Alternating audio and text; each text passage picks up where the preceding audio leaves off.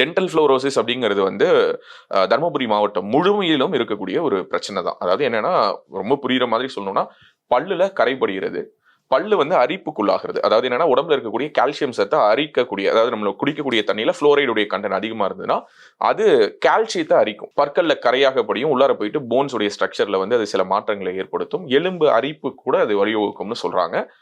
இதை பற்றி டாக்டர் செந்தில்குமாருக்கு நல்லாவே தெரியும், ஏன்னா ஒரு டாக்டர். பொதுவாகவே தருமபுரி மாவட்டத்தில் நிலத்தடி நீரில் புளோரைடு கண்டென்ட்ங்கிறது அதிகமா இருக்கு. ஜியோகிராபிக்கலி அந்த மாவட்டமே அந்த மாதிரி டிசைன் பண்ணப்பட்டிருக்குது. சோ அங்க இருக்கக்கூடிய தண்ணிகள்ல வெவ்வேறு அளவுகள் இருக்கு. அதுவுமே பார்த்தனா அடி பம்ப்ல வரக்கூடிய தண்ணியில ஒரு புளோரைடு கண்டென்ட் இருக்கு. கிணறு இருக்கு இல்லையா, கிணறு வெட்டி இருக்காங்கல்ல, அந்த கிணறுல ஒரு புளோரைடு கண்டென்ட் இருக்கு. ஆழ்துளை போடுறாங்கல்ல, 200 அடி 300 அடி கீழே போர் போடுறாங்கல்ல, அதுல ஒரு புளோரைடு கண்டென்ட். இது எல்லாமே இருக்கு, இயற்கையாகவே வெவ்வேறு அளவுகள்ல இருக்கு. ஒண்ணுல கூட இருக்கு, இன்னொன்னுல கொஞ்சம் கம்மியா இருக்கு, இன்னொன்னுல கொஞ்சம் கம்மியா இருக்கு. எதுவுமே உலக சுகாதார அமைப்பு சொல்லக்கூடிய அளவுக்கு உட்பட்டு இல்லை.